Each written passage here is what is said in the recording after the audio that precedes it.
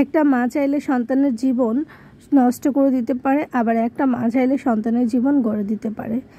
এখন বাজে সকাল 5টার সময় উঠে রান্নাবান্না করতেছে। ইলিশ মাছ আর করলা ভাজি করলাম। আসসালামু আলাইকুম, কেমন আছেন সবাই? আশা করি ভালো আছেন। আলহামদুলিল্লাহ আমিও আপনাদের দয়ায় ভালো আছি। সকাল সকাল রুটি বানিয়ে আবার ভাত রান্না করছি দুপুরের জন্য, কারণ আজকে দুপুরে অনেক ব্যস্ত থাকবো, রান্নাবান্না করতে পারবো না, তাই সকাল 5টার সময় উঠে রান্নাবান্না শেষ করে ফেলছি। আর এখন বাজে 7:30, কারণ আমার ছেলের 8টায় ক্লাস শুরু, তো ওকে নিয়ে স্কুলে যাবো। তাড়াতাড়ি হুড়ো করে ও নাস্তা খাওয়ার পরে আমি কিছুটা নাস্তা খেয়ে নিয়েছি।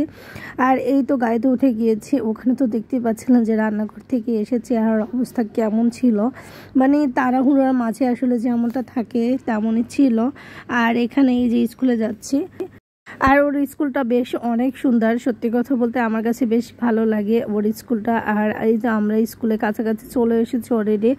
আর এখানে যে গাড়িগুলো আমি উঠছি, এই গাড়িগুলো ঢাকা শহরে খুব কম জায়গায় দেখা যায়। এটা শুধু এয়ারফোর্সের ভিতরে দেখি, আমি বাইরে কোথায় দেখি না। আর এই যে দুপুরে রান্না করে গেছিলাম ইলিশ মাছ করলা ভাজি, সেটা দিয়ে ভাত খাচ্ছি। ইলিশ মাছটা এত বেশি মজা লাগছে আপনাদেরকে বলে বোঝানো যাবে না। আর এখানে আমি যাচ্ছি আমার স্বপ্ন পূরণ করতে। বলতে গেলে স্বপ্ন বলতে আমি যে নতুন করে উদ্যোক্তা হতে চাচ্ছি। আপনারা হয়তো অনেকেই জানেন সেই ব্যাপারটা, যারা জানেন না তাদেরকে বলে দিচ্ছি। সবাই প্লিজ আমাকে একটু হেল্প করবেন, আপনাদের ভালোবাসার সাপোর্ট ছাড়া কখনোই সম্ভব না।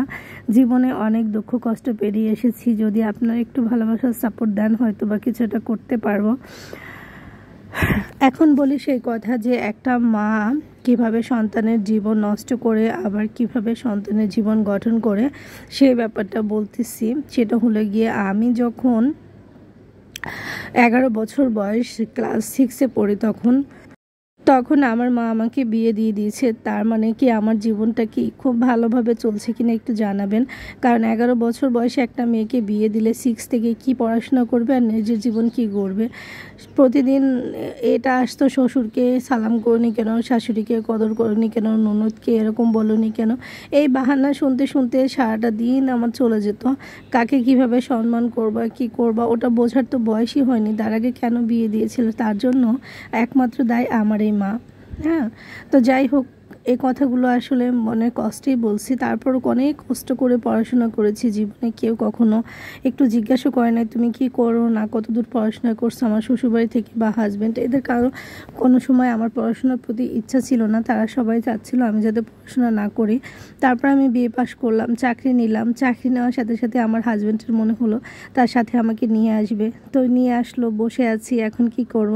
তাই আসলে এই তো উদ্যোক্তা হওয়ার চিন্তা করতেছি। সবাই যদি একটু সাপোর্ট করেন তাহলে ইনশাল্লাহ হতে পারবে। সবাইকে অসংখ্য ধন্যবাদ, ভালো থাকবেন।